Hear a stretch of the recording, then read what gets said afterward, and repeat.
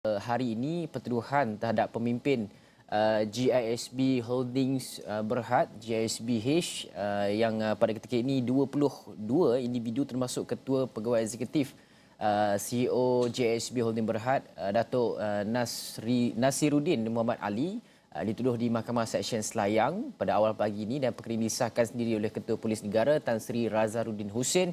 Maklumkan mereka akan didakwa mengikut Seksyen 130V-1 Kanun Keseksaan kerana menjadi ahli kumpulan jenayah terancang. Jadi kita nak faham dan juga ikuti perkembangan di mahkamah pada ketika ini. Kita bersama dengan wartawan Faida Rahim yang telah pun berada di lokasi di Mahkamah Seksyen Selayang.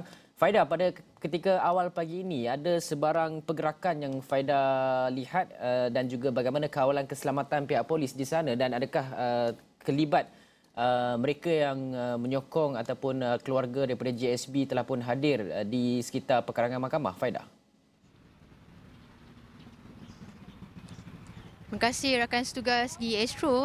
Kami masih berada di depan Mahkamah Seksyen Selayang pada pagi ini, yang mana pihak media sudah berkampung di sini sejak jam 8 pagi, dan seketika ini kami dapat melihat ada beberapa ahli keluarga penyokong berada di depan pagar pintu utama ini, yang mana 22 individu termasuk Ketua Pegawai Eksekutif CEO Global Equine Services and Business Holding Sendirian Berhad Datuk Nasiruddin Muhammad Ali akan didakwa atas kesalahan menganggotai kumpulan jenayah terancang. Kalau dapat dilihat pada pagi ini, pihak berkuasa mengadakan kawalan yang agak ketat berbanding pada 4 Oktober lalu, yang mana saya berkesempatan untuk hadir ke mahkamah yang sama atas dakwaan seorang penjaga rumah amal GISB, yang mana kami hanya dibenarkan berada di belakang tali yang ditetapkan.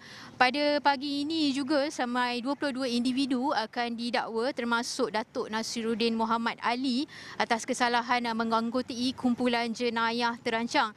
Ini kerana semalam Ketua Polis Negara Tan Sri Razaruddin Hussein berkata 22 anggota akan didakwa mengikut Seksyen 130V-1 Kanun Keseksaan kerana menjadi ahli kumpulan jenayah terancang.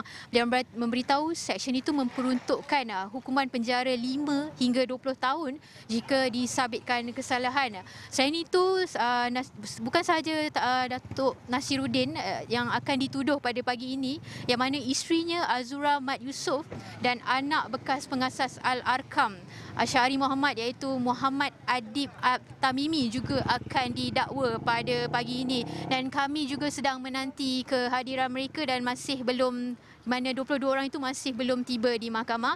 Yang mana semalam juga Tan Sri Razaruddin memutuskan demikian selepas kertas siasatan itu dirujuk dan ditaklimatkan kepada Jabatan Peguam Negara AGC pada Selasa.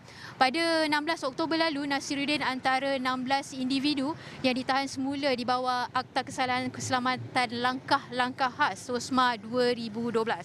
Pengarah Jabatan Siasatan Jenayah Datuk Syuaili Muhammad Zain sebelum ini berkata, sejak Op Global dilancarkan pada 11 September lalu, seramai 58 individu ditahan di bawah SOSMA, termasuk 16 orang yang merupakan pengurusan tinggi GISBH, dan mereka antara 415 individu yang ditahan dalam Op Global hingga fasa keempat. Saya kira ini sahaja yang dapat saya bawakan, dan kami akan bawakan maklumat lanjut di portal awani.com, dan dalam buletin seterusnya insya-Allah kita kembali ke studio. Terima kasih.